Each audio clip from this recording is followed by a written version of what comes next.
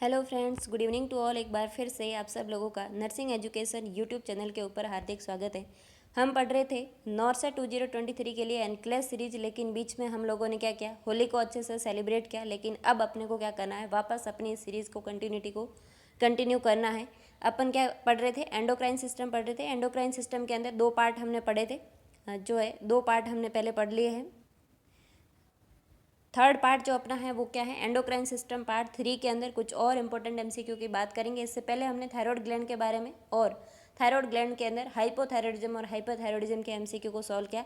वहीं से अपन इस एमसीक्यू सेशन को कंटिन्यू कर रहे हैं। तो आज का हमारा फर्स्ट एमसीक्यू है आपके सामने।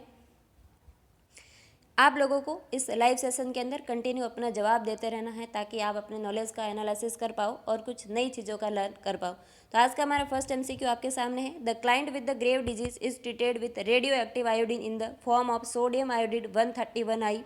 विच of the following statement by the nurse will explain to the client how the drug work. एक पेशेंट जो है वो किसका है, ग्रेव डिजीज़ का मरीज है। और ग्रेव डिजीज़ के अंदर होता क्या है, T3 और T4 हार्मोन का लेवल बहुत ज़्यादा बढ़ता है, और ये क्या है, ऑटो इम्यून डिजीज़ है। इस कंडीशन के अंदर आप इस मरीज को क्या दे रहे हो, सोडियम आयोडीड 131 I दे रहे हो। और ये ड्रग कैसे वर्क करेगी बॉडी के अंदर, ये आपसे पूछा जा रहा है। ऑप्शन ए के अंदर लिखा है the radio active iodine stabilize the thyroid hormone level before the thyroidectomy. Thyroidectomy करने से पहले आपके बॉडी के अंदर थायराइड हार्मोन के लेवल को स्टेबलाइज करता है, ऐसा ऑप्शन ए कह रहा है। ऑप्शन बी के अंदर लिखा है the radio active iodine reduce uptake of thyroxine and thereby improve your condition. आपके बॉडी के अंदर थायरोक्सिन के अपटेक को बढ़ा देता है और आपकी कंडीशन को क्या कर देता है, स्टेबलाइज करता है या इम्प्रूव करता है, ऐसा आपसे बोला जा रहा है। ऑप्शन सी के अंदर लिखा है radio active iodine lower the level of thyroid hormone by the slowing your body production of them. आपकी बॉडी के अंदर क्या कर देता है, थायराइड हार्मोन को लेवल का लो कर देता है। ऑप्शन डी के अंदर लिखा है the radio active iodine destroy thyroid tissue so that thyroid hormone no longer produce. तो अपनी बीमारी के अंदर क्या हो रहा है, हार्मोन ज़्यादा बढ़ रहे हैं। किसके अंदर, ग्रेव डिजीज़ क्या है, एक ऑटो इम्यून डिसऑर्डर है। इसके अंदर T3 और T4 का लेवल ज़्यादा बढ़ता है और THS कम होता है। और जब अपन इसके ट्रीटमेंट में कोई मेडिकेशन दे रहे हैं तो वो इस हार्मोन को बढ़ाएगी कभी भी नहीं, ये क्या करेगी, कम करेगी। तो ये जो है ऑप्शन ए के अंदर लिखा है स्टेबलाइजेशन, तो ये स्टेबलाइजेशन नहीं करता है, हार्मोन को क्या करता है, कम करता है। ऑप्शन बी के अंदर रीअपटेक का लिखा है, तो ये रीअपटेक करके आपकी कंडीशन को इंप्रूव नहीं करता है, ये क्या करता है, हार्मोन के लेवल को डिक्रीज करता है। ऑप्शन सी के अंदर लिखा है कि रेडियो एक्टिव आयोडीन लोअर कर देता है थायराइड हार्मोन को, तो बिल्कुल लोअर कर देगा, तो ये कंडीशन कैसी हो जाएगी, आपकी हाइपोथायरॉयडिज्म वाली हो जाएगी। ये जो ड्रग है इसके साथ में इसका जो कॉम्प्लिकेशन है वो होता है परमानेंट हाइपोथायरॉयडिज्म, और अपने को परमानेंट हाइपोथायरॉयडिज्म नहीं करवाना है, तो इसलिए ऑप्शन सी भी क्या है, गलत है। लेकिन ये ड्रग कैसे कम करती है, ये चीज़ जो है बेस्ट एक्सप्लेन कहाँ पे की हुई, ऑप्शन डी के अंदर की है कि ये जो ड्रग है ये क्या करेगी, आपके थायराइड ग्लैंड की जो फॉलिकुलर सेल है जिसके द्वारा T3 और T4 बनता है, उसके टिश्यू को क्या कर देगी, डिस्ट्रॉय कर देगी, ताकि हार्मोन का लेवल जो है ज़्यादा लॉन्गर प्रोड्यूस नहीं हो सकता। तो ये ऑप्शन सी से ज़्यादा बेस्ट एक्सप्लेनेशन दिया है ऑप्शन डी के अंदर, इसीलिए option D is the correct answer. ये क्या करती है, आपकी फॉलिकुलर सेल जो है थायराइड हार्मोन बनाने वाली थायराइड ग्लैंड के अंदर, उसका क्या कर देती है, उसके टिश्यू को डैमेज कर देती है, ताकि आपके बॉडी के अंदर ज़्यादा थायराइड हार्मोन बनने कम हो जाते हैं। ये चीज़ बेस्ट एक्सप्लेनेशन किसके अंदर दिया हुआ है, ऑप्शन डी के अंदर लिया हुआ है। तो इसका आंसर क्या रहेगा, D. D is the correct answer. Next MCQ अपना, after treatment with radio active iodine in the form of sodium iodine 131 I the nurse teach the client. एक मरीज जो है, मरीज के अंदर क्या है, ट्रीटमेंट चल रहा है सोडियम आयोडीन 131 I का, और इसके अंदर आप मरीज को क्या टीच करेंगे, ऐसा आपसे पूछा जा रहा है। ऑप्शन ए के अंदर लिखा है monitor the sign and symptom of hyperthyroidism. Option B के अंदर लिखा है rest for 1 week to prevent complication of medication. Option C के अंदर लिखा है take thyroxine replacement of reminder of the client life. Option D के अंदर लिखा है assess for hypertension and tachycardia resulting from the altered thyroid activity. तो जब भी थायराइड हार्मोन जो है अल्टर्ड होता है तो इसके अंदर टेकिकार्डिया और हाइपरटेंशन वाली कंडीशन पैदा नहीं होती है, क्योंकि थायराइड हार्मोन का काम क्या था, बेजल मेटाबॉलिक रेट को कंट्रोल करने का काम करती है। तो ऐसी कंडीशन में मरीज के अंदर टेकिकार्डिया हो सकता है, लेकिन ये तो हार्मोन को कम करवा रही है, तो ऐसी कंडीशन में ट्रेकी नहीं होकर कैसा होगा, मरीज ब्रेडिकार्डियम जाएगा। तो ऑप्शन डी क्या है, खोटा है। ऑप्शन सी के अंदर लिखा है ये बिल्कुल करेक्ट आंसर है कि आपको क्या है, लाइफ लॉन्ग क्या लेना पड़ेगा, थायरोक्सिन हार्मोन लेना पड़ेगा। आप खाना खाना भूल जाना, लेकिन सुबह उठते ही जो थायरोक्सिन की टैबलेट है वो आपको हमेशा लेनी पड़ेगी। कब तक लेनी पड़ेगी? जब तक आप जिंदा हो तब तक आपको क्या लेना पड़ेगा? थायराइड हार्मोन का रिप्लेसमेंट लेना पड़ेगा, क्योंकि ये जो सोडियम आयोडाइड है ये किसका ट्रीटमेंट था? ग्रेव डिजीज़ का। और ऐसी कंडीशन में मरीज जो लेटर ऑन कंडीशन में जाकर के मरीज के अंदर थायराइडेक्टमी हो जाती है। जब आपकी बॉडी से थायराइड ग्लैंड को आप पूरा निकाल देते हो तो ऐसी कंडीशन में आपको थायराइड हार्मोन का रिप्लेसमेंट लाइफ लॉन्ग लेना पड़ता है। और इस ड्रग के साथ में आपको यही टीच करना है कि अभी तो ये ड्रग आपको दी जा रही है, लेकिन इसके बाद में जो है आपको क्या करना है, अपनी बॉडी के अंदर थायराइड हार्मोन को मेंटेन करने के लिए सिंथेटिक हार्मोन आपको लेना पड़ेगा और ज़िंदगी भर लेना पड़ेगा। ये चीज़ आपको बतानी है। इसका आंसर क्या रहेगा? सी। ऑप्शन बी के अंदर लिखा है रेस्ट करो कॉम्प्लिकेशन को प्रिवेंट करने के लिए। तो रेस्ट करने की जरूरत नहीं है और इसका कॉम्प्लिकेशन क्या है? Permanent hypothyroidism. ये जो ड्रग होती है सोडियम आयोडीन, इसका जो कॉम्प्लिकेशन है वो क्या है? परमानेंट हाइपोथायरॉयडिज्म करवा देगा। इसीलिए आप लोग क्या करना है? थायरोक्सिन हार्मोन लाइफ लॉन्ग आपको लेना पड़ेगा। ऑप्शन ए के अंदर लिखा है हाइपरथायरॉयडिज्म के लिए मॉनिटर करो। तो हाइपरथायरॉयडिज्म ये नहीं करवाएगी, ये तो T3 T4 को कम करती है, इसलिए ये हाइपरथायरॉयडिज्म नहीं करवाती है। तो इसका आंसर क्या रहेगा? C. C is the correct answer. Next MCQ अपना, a client with a large goiter is scheduled for subtotal thyroidectomy to treat thyrotoxicosis. Saturated solution of potassium iodide, जिसको मार्केट के अंदर जो अवेलेबल है इसको अपन बोलते हैं SSKI, यानी कि saturated solution of potassium iodide, is prescribed preoperatively for the client. The primary reason for using this drug that help. ये ड्रग जो है एक मरीज किसका है? लार्ज गोइटर वाला है, जिसको क्या है? गोइटर वाली बीमारी है। और ऐसे मरीज के अंदर जो है सब टोटल थायरोक्टमी करनी है, यानी कि पार्शियल ग्लैंड को हटाना है। और ऐसी कंडीशन में प्री ऑपरेटिव मरीज को SSKI दिया जा रहा है। और ये क्यों दिया जा रहा है ऐसा आपसे पूछा जा रहा है। ऑप्शन ए के अंदर लिखा है slow progression of exophthalmos. Option B के अंदर लिखा है reduce the vascularity of thyroid gland. Option C के अंदर लिखा है decrease the body ability to store thyroxine. और ऑप्शन डी के अंदर लिखा है increase the body ability to excrete thyroxine. तो ऑप्शन डी बिल्कुल खोटा है। इसके अंदर किसी भी तरह की ऐसी एबिलिटी जो ये ड्रग नहीं बनाती है कि आप हार्मोन को एक्सक्रीट आउट कर लो। ऑप्शन सी बी है, ये भी क्या है? खोटा है। एबिलिटी स्टोर करवाने की जो है बॉडी के अंदर ये नहीं करवाती है ड्रग। ये ड्रग क्या करती है? थायराइड ग्लैंड की जो वस्कुलरिटी है उसको कम कर देंगे और उसके बाद में क्या करेंगे? अपन सर्जरी करेंगे। सर्जरी से पहले प्री ऑपरेटिव ये जो ड्रग दी जा रही है, ड्रग क्या करेगी? थायराइड ग्लैंड के टिश्यू की वस्कुलरिटी को कम करेगी और उसके बाद में उस ग्लैंड को क्या करेंगे? अपन काट के हाफ निकाल देंगे। सब टोटल के अंदर क्या करते हैं? पूरी ग्लैंड को नहीं निकालते हैं, हाफ ग्लैंड को रिमूव करते हैं। तो सब टोटल थायराइडक्टमी या थायराइडक्टमी जब भी की जाती है तो ऐसे मरीजों के अंदर प्री ऑपरेटिवली 2 से 3 दिन पहले इन मरीजों के अंदर क्या दिया जाता है? SSKI दिया जाता है, जिसकी फुल फॉर्म है saturated solution of potassium iodide. ये दिया जाता है और ये क्या करता है? बॉडी में जाकर के थायराइड ग्लैंड के टिश्यू की वस्कुलरिटी को कम कर देता है और उसके बाद में सर्जरी ली जाती है। ये एक्सोप्थैलेमस को प्रिवेंट करने का या उसकी प्रोग्रेस को कम करने का काम नहीं करती है। तो इसका आंसर क्या रहेगा? B. B is the correct answer. Next MCQ अपना, the nurse is administered saturated solution of potassium iodide SSKI। The nurse should. आप जो है ये ड्रग दे रहे हो SSKI और इसके साथ में आप क्या करेंगे ऐसा आपसे पूछा जा रहा है। कैसे देंगे ये ड्रग? ऑप्शन ए के अंदर लिखा है pour the solution over ice chips के साथ में देंगे। ऑप्शन बी के अंदर लिखा है mix the solution with on antacid के साथ में दोगे इस सॉल्यूशन को। ऑप्शन सी के अंदर लिखा है dilution of solution with water, milk और fruit juice and have the client drink it with a straw. Option D के अंदर लिखा है disuse the solution in the pureed fruit और वेजिटेबल के साथ में देंगे। तो ये जो पोटेशियम होता है, जब भी आपने कभी हॉस्पिटल सेटअप के अंदर काम किया है तो जिस मरीज़ के अंदर पोटेशियम कम होता है ऐसे मरीजों के अंदर एक सिरप देते हैं अपन, जिसका नाम है पोर्ट क्लोर के नाम से मार्केट के अंदर अवेलेबल होती है। और उस सिरप का जो टेस्ट होता है बहुत बिटर टाइप का होता है, बहुत ख़राब टाइप का होता है। अगर आप एक बार टेस्ट कर लो ना आपको हाथों हाथ वॉमिटिंग हो जाए, ऐसा उसका टेस्ट रहता है। इसीलिए ये जो SSKI है इसके अंदर भी यही सॉल्यूशन रहता है, इसका टेस्ट भी ऐसा ही रहता है। इसीलिए इस सॉल्यूशन को देने से पहले आपको क्या करना पड़ेगा? या तो आप किसी फ्रूट जूस के अंदर मिला दो या मिल्क के अंदर मिला दो या वाटर के अंदर मिला दो। और उसके बाद में मरीज़ को क्या बोलना है? आप स्ट्रॉ यूज़ करो ताकि आपके पूरे मुंह के अंदर जो है ख़राब टेस्ट नहीं आए, आपको वोमिटिंग जैसा फील नहीं हो। तो ये एक कम्फर्टनेस के लिए आपको क्या करना है? इस सॉल्यूशन को क्या करना है? या तो वाटर के अंदर या मिल्क के अंदर या फ्रूट जूस के अंदर मिक्स करना है और उसके बाद में स्ट्रॉ को यूज़ करवाना है मरीज़ को और उसके साथ में ये सॉल्यूशन देना है आपको। तो ये SSKI देते वक्त आपको ध्यान रखना होता है।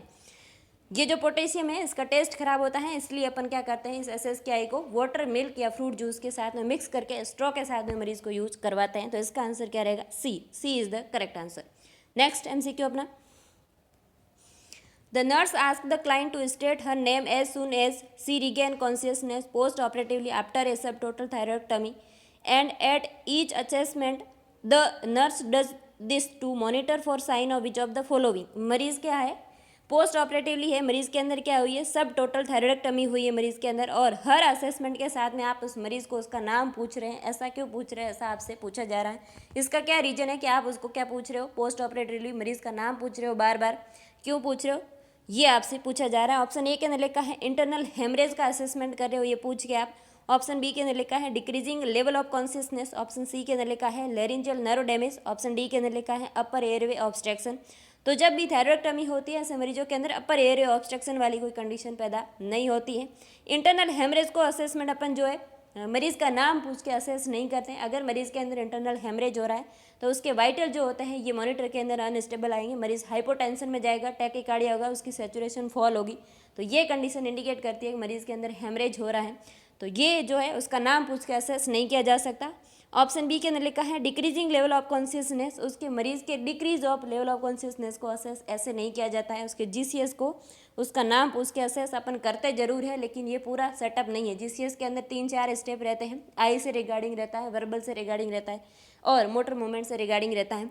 तो उसका नाम अपन क्यों पूछ रहे हैं पोस्ट ऑपरेटिवली इमीडिएटली, कि उसके अंदर जो है जब अपन थायराइड सर्जरी कर रहे थे उसकी लेरिंजियल नर्व डैमेज अगर हो गई तो ये मरीज़ अब बोल नहीं सकता, क्योंकि जो लेरिंजियल नर्व होती है वो अपने वॉइस को प्रोडक्शन करने में हेल्प करती है।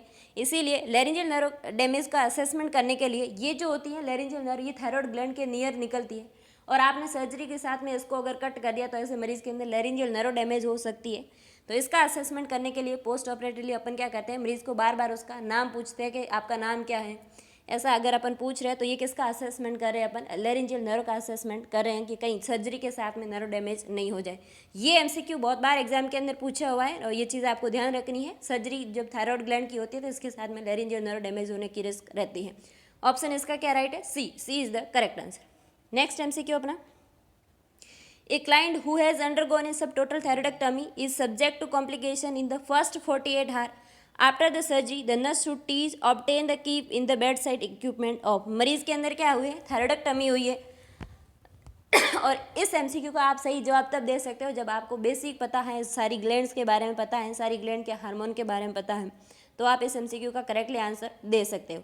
तो ऑप्शन ए के अंदर लिखा है बिगिन टोटल जो है पेरेंटल न्यूट्रिशन। ऑप्शन बी के अंदर लिखा है start a cut down infusion. Option C के अंदर लिखा है administer tube feeding. Option D के अंदर लिखा है परफॉर्म ए ट्रेकियोस्टोमी। मरीज़ के अंदर अगर थायराइडेक्टमी हुई है फर्स्ट 48 आवर के अंदर मरीज़ के अंदर क्या कॉम्प्लिकेशन आ सकते हैं, और ऐसी कंडीशन में आप बेड साइड क्या रखेंगे, ऐसा आपसे पूछा जा रहा है। तो आपको जवाब देना, अपन क्या रखेंगे, ट्रेकियोस्टोमी सेट को बेड साइड रखेंगे। क्यों रखेंगे, क्योंकि जब हमने थायराइड ग्लैंड को रिमूव किया है तो थायराइड ग्लैंड के पोस्टीरियर लोब में दो पेयर्स के अंदर जो पैराथायराइड 4 नंबर में रहती है ग्लैंड, और वो ग्लैंड क्या बनाती है, पीटीएच हार्मोन बनाती है, पैराथायराइड हार्मोन बनाती है। और ये पैराथायराइड हार्मोन क्या करते हैं अपनी बॉडी के अंदर, कैल्शियम और फॉस्फेट के लेवल को मेंटेन करता है। जब पीटीएच बॉडी से निकल जाएगा तो कैल्शियम का लेवल लो हो जाएगा, और कैल्शियम का लेवल जब लो होता है तो बॉडी के अंदर टेटेनिक स्पाजम आते हैं, और इस टेटेनिक स्पाजम की वजह से अपना अगर एयरवे के अंदर स्पाजम आ गया तो ये मरीज़ का एयरवे ऑब्स्ट्रक्शन हो जाएगा और मरीज़ क्या है, रेस्पिरेटरी डिस्ट्रेस में चला जाएगा। ऐसी कंडीशन में अपन क्या करते हैं, ट्रेकियोस्टोमी बेड साइड रखते हैं। अगर ऐसे स्पाजम मरीज़ के अंदर आना स्टार्ट हो जाते हैं, इसका मतलब मरीज़ के अंदर कैल्शियम कम हो गया है और ये टेटेनिक स्पाजम है, और ऐसी कंडीशन में अपने को क्या करना पड़ेगा, ट्रेकियोस्टोमी परफॉर्म करनी पड़ेगी ताकि उसका एयरवे पैटर्न रह सके। इसीलिए आपको क्या करना है, थायराइड की सर्जरी के बाद में फर्स्ट 48 आवर के अंदर आपको टेटेनिक स्पाजम को मॉनिटर करना है और बेड साइड जो है ट्रेकियोस्टोमी सेट को रखना है। तो इसका आंसर क्या रहेगा, D is the correct answer. Next MCQ अपना, which of the following symptom might indicate the client was developing tetanic after the subtotal thyroidectomy. मरीज के अंदर जो है टेटेनिक स्पाजम जो है डेवलप हो रहे हैं, किस साइन एंड सिम्टम से आपको ऐसा लगेगा कि मरीज के अंदर जो है टेटेनिक स्पाजम आने वाले हैं। ऑप्शन ए के अंदर लिखा है pain in the joint of the hand and fit, हाथों और पाँव की जो जॉइंट है उसके अंदर पेन होता है। ऑप्शन बी के अंदर लिखा है tingling in the fingers. Option C के अंदर लिखा है bleeding on the back of the dressing. Option D के अंदर लिखा है tension on the suture line. Suture line पे टेंशन आना भी कोई ये क्या है, इन्फेक्शन को इंडिकेट करता है, लेकिन ये किसको, टेटेनिक स्पाजम को इंडिकेट नहीं करता है। ब्लीडिंग हेमरेज को इंडिकेट कर रही है, यहाँ पे ये टेटेनिक स्पाजम का साइन नहीं है। पेन नहीं होता है, मरीज़ को क्या होता है, टिंगलिंग सेंसेशन आता है जब कैल्शियम बॉडी के अंदर कम होता है तब। तो जब मरीज़ के अंदर टेटेनिक जो स्पाजम आने वाले होते हैं तब मरीज़ के अंदर टिंगलिंग सेंसेशन होता है। अगर आपने जो है हाइपोकैल्सीमिया के साइन पढ़े हैं, वॉस्टेक साइन और ट्राउजर साइन अगर आपने पढ़ा है, जिसके अंदर एक तो होता है फेशियल मसल्स पे टैप करने पर वन साइडेड मसल्स के अंदर ट्विचिंग होती है, उसको अपन बोलते हैं वॉस्टेक साइन, और एक होता है ट्राउजर साइन। तो ट्राउजर साइन के अंदर अपन क्या करते हैं, बीपी कफ को इन्फ्लेट करते हैं और उस कंडीशन में मरीज़ के हाथ के अंदर स्पाजम आके ऐसे हाथ मुड़ जाता है, उस कंडीशन को अपन बोलते हैं ट्राउजर साइन। तो ये दोनों साइन भी इंपॉर्टेंट है, कई बार इमेज बेस पूछे जाते हैं, कई बार इसके साइन से पूछे जाते हैं, कई बार ये पूछा जाता है कि ऐसे स्पाजम आने से पहले मरीज़ को क्या सिम्टम आते हैं। तो मरीज़ के अंदर टिंगलिंग सेंसेशन आता है जब बॉडी के अंदर कैल्शियम कम हो जाता है तब, और ये इंडिकेट करता है इस मरीज़ के अंदर अब टेटेनिक स्पाजम आ सकते हैं। तो टिंगलिंग इन फिंगर के अंदर इसका जो है करेक्ट आंसर है। नेक्स्ट एमसीक्यू अपना, Which of the following medication should be available to provide emergency treatment if the client develop tetanic after the subtotal thyroidectomy? अगर मरीज़ के अंदर जो है टेटेनिक स्पाजम आ गए हैं तो अब इमरजेंसी के अंदर आप कौन सी ड्रग देंगे मरीज़ को, ये आपसे पूछा जा रहा है। ऑप्शन ए के अंदर लिखा है सोडियम फॉस्फेट देते हैं, ऑप्शन बी के अंदर लिखा है कैल्शियम ग्लूकोनेट देते हैं, ऑप्शन सी के अंदर सोडियम बाइकार्बोनेट देते हैं, और ऑप्शन डी के अंदर लिखा है none of the above. Sodium bicarbonate किसका दिया जाता है, जब मरीज़ किसके अंदर हो, एसिडोसिस के अंदर। मरीज जब एसिडोसिस के अंदर होता है तब उसका ट्रीटमेंट क्या रहता है, सोडा बाइकार्ब देते हैं मरीज़ को। और सोडियम फॉस्फेट की वजह से स्पाजम नहीं आ रहा है, स्पाजम किसकी वजह से आ रहा है, कैल्शियम बॉडी के अंदर कम हो रहा है, तो ऐसी कंडीशन में आप ट्रीटमेंट में भी क्या दोगे, कैल्शियम ग्लूकोनेट का इंजेक्शन देते हो। और उस कैल्शियम ग्लूकोनेट इंजेक्शन को कभी भी फास्टली मरीज़ को नहीं देना होता है। आप कभी मरीज़ को पोटेशियम दे रहे हो या कैल्शियम ग्लूकोनेट का इंजेक्शन दे रहे हो तो ये आपको क्या है 30 मिनट के अंदर 20 से 30 मिनट के अंदर अवर करना होता है, कभी भी फास्टली मरीज़ को पुश नहीं करना है। अगर आप ऐसा करते हो तो मरीज़ क्या है अरेस्ट हो सकता है, उसका हार्ट ब्लॉक हो सकता है। इसीलिए आप लोगों को कैल्शियम और पोटेशियम के साथ में ये चीज़ हमेशा जो है हॉस्पिटल सेटअप में ध्यान रखनी है, कभी भी फास्टली पुश नहीं करना होता है। तो इसका आंसर क्या रहेगा, जब कैल्शियम कम हो रहा है उस वजह से टेटेनिया आ रहा है, इसलिए आपको ट्रीटमेंट में भी क्या देना है, इमरजेंसी में कैल्शियम ग्लूकोनेट का इंजेक्शन देना है। तो इसका आंसर क्या रहेगा, B is the correct answer. तो आज के लिए इतना ही, नेक्स्ट अपन मिलते हैं कल ठीक 10 बजे लाइव सेशन के अंदर नेक्स्ट सेशन के साथ में। अगर आप इस वीडियो लेक्चर से कुछ नया सीख पा रहे हैं तो इस वीडियो लेक्चर को मैक्सिमम लोगों तक शेयर करें, और यकीन मानिए हाँ ये जो ड्रग SSKI मैंने आपको बताई है, और इसके अलावा जो सोडियम आयोडेट 131I बताया है, इससे रिगार्डिंग बहुत बार MCQ जो है नॉर्सेट के अंदर पूछे हुए हैं, कई बार एम्स दिल्ली का सिंगल एग्जाम है उसके अंदर भी पूछा हुआ है, एम्स ऋषिकेश के एग्जाम के अंदर भी पूछे हुए हैं। इसलिए इन ड्रग के बारे में आपको पता होना चाहिए कि ये ड्रग कब दी जाती है और क्या इसका वर्क रहता है, कैसे बॉडी के अंदर वर्क करती है और इसका क्या साइड इफेक्ट रहता है, ये सारी चीज़ें भी आपको पता होनी चाहिए। और इसके अलावा सर्जरी के साथ में आपकी क्या प्रायोरिटी रहती है, ये MCQ हमने सॉल्व किए। आप अगर इन चीज़ों से कुछ नया लर्न कर पा रहे हैं तो इस वीडियो को मैक्सिमम लोगों तक जरूर शेयर करें, और हम मिलते हैं नेक्स्ट लेक्चर में। तब तक के लिए धन्यवाद।